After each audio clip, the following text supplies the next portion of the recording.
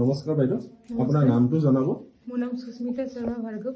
হয়, আপুনি ইয়াত জে মেমৰিয়েল হস্পিটেলত কিহৰ বাবে এডমিট হৈছিলে? মই 9 months ডেলিভাৰী আছিলে। নৱনীতা মেমক দেখাইছিলোঁ, নৱনীতা বৰ্মন। হয় হয়। তেওঁ মোক এনেকৈ ক'লে যে জে এটা হেৰি চলি আছে UMP বুলি, পেকেজ এটা চলি আছে, তাতে কৰাই লোৱা বুলি ক'লে। ইয়াত আহিলোতো ভালে সুবিধা পাইছোঁ। 25,000 ভিতৰত চব মানে চব সুবিধা পাইছোঁ আমি। বাকী আৰু বেবী কেয়াৰ মোৰ চব আমি সুবিধা পাইছোঁ। বাৰে বাৰে আহি সোধা সুধি চব কেয়াৰ লৈছে, এইটো কৰি দিয়া এইটো কৰি দিয়া, চবে চব নিজে কৰিছে সিহঁতি। আমাক একো অসুবিধা দিয়া নাই। আজি ডিছচাৰ্জ দিব 14টা দিনা, তৃতীয় দিনাৰ নেক্সট দিনা আমাক আজি ছুটি দি দিব।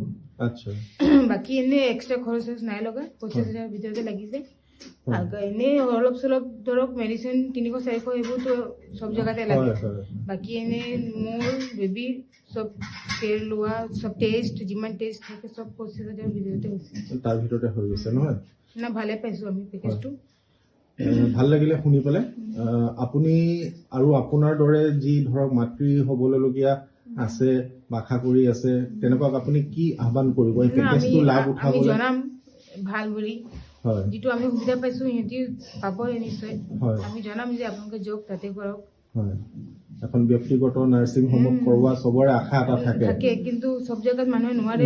বিলটো কিমান বা দীঘল হৈ যায়, মানুহৰ মনটো বহুত ধৰক এটা সংকোচো কৰে প্ৰাইভেটত আহিবলৈ কাৰণে।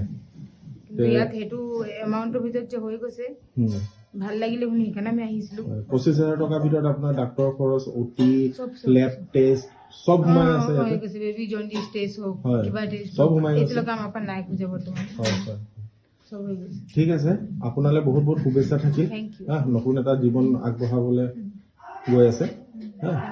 বহুত বহুত ধন্যবাদ। বাকী হস্পিটেলৰ গোটেইখিনি নাৰ্ছক বাইদেউসকলকো থেংক ইউ মোৰ ফালৰ পৰা। Thank U.